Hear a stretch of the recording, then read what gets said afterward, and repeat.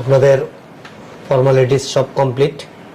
আপনারা আগামীকালকে সকালে এসে ফার্স্ট আওয়ার এসে মর্নিং ফার্স্ট আওয়ার এসে জয়েন করবেন। এখন যাওয়ার সময় অ্যাপয়েন্টমেন্ট লেটারটা নিয়ে যাবেন।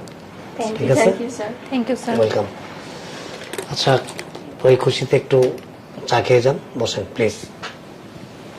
শওকত, শওকত। জি স্যার। আসসালামু আলাইকুম স্যার। শোনো, ওই যে ওনাদের অ্যাপয়েন্টমেন্ট লেটার নিয়ে নেবে একটু পরেই। জি স্যার। ওনারা জয়েন করছে এখানে, জি, স্যার। আগামীকালকের থেকে আসবে। তো এই খুশিতে আর কি ওনাদেরকে একটু চা কফির ব্যবস্থা করো। চিনি কম না বেশি ম্যাডাম? মিডিয়াম। হ্যাঁ, জিজ্ঞেস করো কে কি খাবে। ম্যাডাম আপনি চিনি কম না বেশি? মিডিয়াম। ম্যাডাম আপনি কিরে বোন, তুই এই জায়গায়? বোন মানে? আমগো অফিসে তোর এনে চাকরি হইছে? আপনি কে? কিসব বলতেছেন এসব? আপনার বোন কে? তুই আমার চিনস না? আমি তোর ভাই শওকত। শওকত? আমার কোনো ভাই নেই, আমি আমার বাবা মার একমাত্র মেয়ে। কি কস বোন, তোর সকালবেলা কত সুন্দর ডিম রাইন্দা, আলু ভর্তা করে, ডাল রাইন্দা তোর ভাত কইলাম। পাগল হয়ে গেছেন আপনি? আর বোন আর আই, এই বিয়াদবের বাচ্চা। তোর কত বড় সাহস, তুই আমার শরীরে হাত দিতেছস? স্যার, আপনি বিশ্বাস করেন আমার ছোট বোন স্যারেরা। উনি তো একবারও বলতেছে না যে আপনি যে ওনার ভাই। ওই তো কি কমো, তোর মাথায় কি কোনো সমস্যা হয়েছে? মাথায় আমার সমস্যা না, মাথায় সমস্যা আপনার। ভালো একটা মেন্টাল হসপিটালে যে নিজে চিকিৎসা করেন, যান। তোর কি ডাক্তার দেয় তুই বোন? কিসব বলতেছিস স্যার এসব? হ্যাঁ, আর কথা থাপ্পু দিমু। কিসের বোন? হ্যাঁ, বলো পারবেন না। যান এখান থেকে, যান। বোন তুই এটা কি কস? কি বলবো? আমি তোর বড় ভাই। গত মাসে তোর কত জ্বর হইলো, তোর মন নাই? আমি তোর ডাক্তারের কাছে নিয়ে গেছি, তুই রিক্সার তো পড়ে গেছিলি, মন নাই? তুই পায়ে ব্যথা পাইছস? পাগল হয়ে গেছেন আপনি? আপনার মতন একটা নীতি হবে। তুই না আমার এই প্যান্টটা কিনে দিছিস টিউশনি কইরা? হ্যাঁ স্যার, আমার কিন্তু মাথা গরম হয়ে যায়। সুন্দরী মেয়ে দেখলে কি জিভটা ল্যাক ল্যাক করে? হ্যাঁ, বের হন এখান থেকে। আরো দুইটা দেন। বিয়াদব লোক। আপা বিশ্বাস করেন, ও আমার ছোট বোন। আপনার যদি ছোট বোন হয়তো আপনাকে অবশ্যই চিনতো। আমি বলতে বা বুঝতে পারতাছি না, আমি বুঝতে পারতাছি না। আপনার কিছু বোঝা লাগবে না, এখান থেকে সুন্দরভাবে বের হয়ে যান, না হলে কিন্তু মানে মানুষের মতন মানুষ থাকবে না। আস্থা যান, না হলে হাত পাও একটা লগে থাকবো না, যান। এই লুচ্চার বাচ্চা লুচে এই জায়গাতে যাস না কি লিগা? হ্যাঁ, ছেলে মানুষ দেখলে কি জিবলা? এই লুচ্চার বাচ্চা লুচে এই জায়গাতে যাস না কেন? হ্যাঁ, সুন্দরী মেয়ে দেখলে কি জিবলা পানি এসে পড়ে? ভেদ বাবা চাইছে কিভাবে? আচ্ছা স্যার, আপনি কিছু বলবেন? ম্যাডাম প্লিজ আপনি বসেন, একটু বসেন। কোথা থেকে আসে এগুলো? Hello ma'am, please take your seat. বোন তুই আমার চিনস না? এই শয়তানের বাচ্চা, ছাড়বো না আমি। হ্যাঁ, তোরে আমি কিন্তু আস্থা রাখবো না। ভালোভাবে এখান থেকে চলে যা। কি বলতেছিস? তোর কথা কানে দিতেছি? তোর কথা কানে দিয়ে দিতেছে না? বিয়াদবের বাচ্চা, তোর যোগ্যতা আছে আমার ভাই হওয়ার? হ্যাঁ, আমি কে জানো? আমি আমার বাবা আমার একমাত্র মেয়ে, আর আমার বাবা অনেক টাইম পাস করার জন্য, আর তুই আমার ভাই। ছি, বের হ। Shawkat, madam please sit down. এদিকে আসো, কাছে আসো। তুমি কি সত্য কথা বলতেছো? এটা তোমার বোন? না স্যার, আমার বোন এরকম না স্যার। এই 30 বছর আমার বোনের আমি আমার এই চাকরির টাকা দিয়ে পড়ালেখা শিখাইছি, মানুষের মতো মানুষ করছি। আমার বোন এরকম অমানুষ হবে না, আমি এটা বুঝতে পারতাছি। আমার বোন হলে মানুষ হইতো। এই কি বললি তুই? এক মিনিট। হ্যাঁ, আমি অমানুষ? আপনাকে বলি। তাহলে কাকে বলছস? আমার বোনের কথা বলছি আমি। তোর বোনের মতো যে ওর মতন অমানুষ হইতো না। তুই তার মানে কি বুঝেছিস আমি অমানুষ? আমার বাবা মা আমাকে শিক্ষা দেয় নাই। হ্যাঁ, তোর কাছে আমার শিখতে হবে মানুষের সাথে কিভাবে ব্যবহার করতে হবে। না ম্যাডাম, আপনারা তো অনেক বড় লোক, পয়সা আলা। আপনার বাবা শিল্পপতি, আপনি এখানে চাকরি করতে আসছেন টাইম পাস করার জন্য। আমার বোন যদি চাকরি নিত টাইম পাস করার জন্য না, আমাদের সংসার চালানোর জন্য।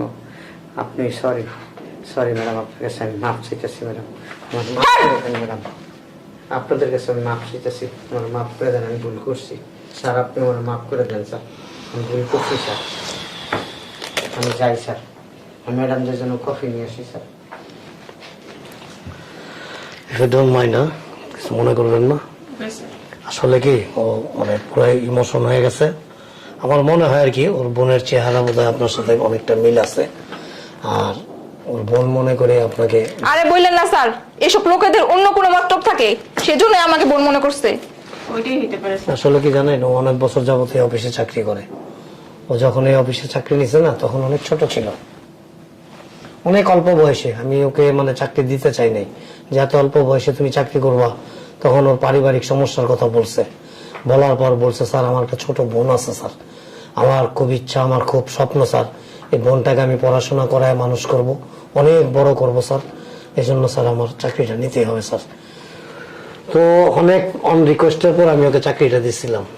তো আজ থেকে ওর চাকরির বয়স থেকে পর্যন্ত এমন কিছু করে নাই যেটাতে আমি অসন্তুষ্ট হব বা আমার প্রতিষ্ঠানের কেউ অসন্তুষ্ট হবে। ছেলে হিসেবে খুব ভালো একটা ছেলে এবং ওর আচার আচরণও খুব ভালো, সৎ, নিষ্ঠাবান। আজকে কেন এরকম করলো আমি আসলে আমার বোধগম্য না। আমি আচ্ছা ঠিক আছে, তো আমরা আজকে আসি। একটা কফি খেয়েছেন? না স্যার, আজকে আর কফি খাবো না। স্যার আমিও আসি। ওকে স্যার, আসসালামু আলাইকুম। ওয়ালাইকুম আসসালাম। আসসালামু আলাইকুম। মিস মনিকা, আপনি বসেন একটু। জি স্যার, কিছু বলবেন? প্লিজ একটু বসুন। শকত, ওই লোকটাকে আবার ডাকতেছেন? জি প্লিজ। স্যার। স্যার আমাকে ডাকছেন, ম্যাডামদের জন্য কফি বানাইতেছি। ম্যাডামরা চলে গেছে, কফি খাবে না আর উনি একাই আছে এখন। আপনি যে কাজটা ওনার সাথে করছেন, স্যার এর জন্য তো মাপ চাইছি স্যার। ঠিক আছে, এখন কিন্তু কেউ নাই এখানে, আপনি, আমি আর উনি আছে। আপনি সত্যি করে বলেন তো, আপনি বুকে হাত দিয়া একদম সত্যি কথা বলবেন। আমি জানি, আমার জানা মতে আপনি কখনো মিথ্যে কথা বলেন না বা মিথ্যার কোনো আশ্রয় আপনি নেন না। You are very gentleman. Please আপনি একটা সত্যি করে বলবেন, আসলে কি উনি কে, আপনার কি হন? স্যার আপনি Please. আমার কথা বিশ্বাস করতেছেন না? এই Please. লোকটাকে আমি চিনি না। প্লিজ প্লিজ বলেন।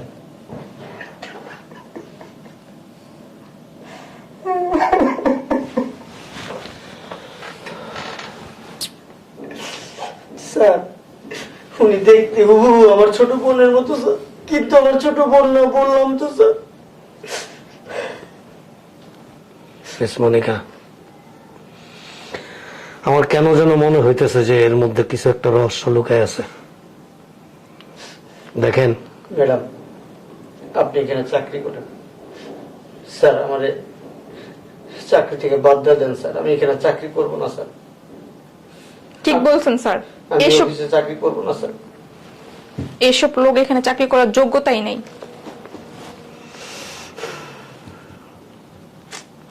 আসলে আমার কাছে কেমন যেন একটু ডিফিকাল্ট লাগতেছে। স্যার কি ডিফিকাল্ট লাগতেছে? দেখেন, একটা মানুষ মানে তখনই এতটা ইমোশন হয় যখন লুকানো কোনো কিছু বের হয়ে আসে বা কোনো সত্য কোনো কিছু লুকানোর চেষ্টা করে। আপনার কি মনে হইতেছে আমি আপনার কাছে কিছু লুকাইতেছি?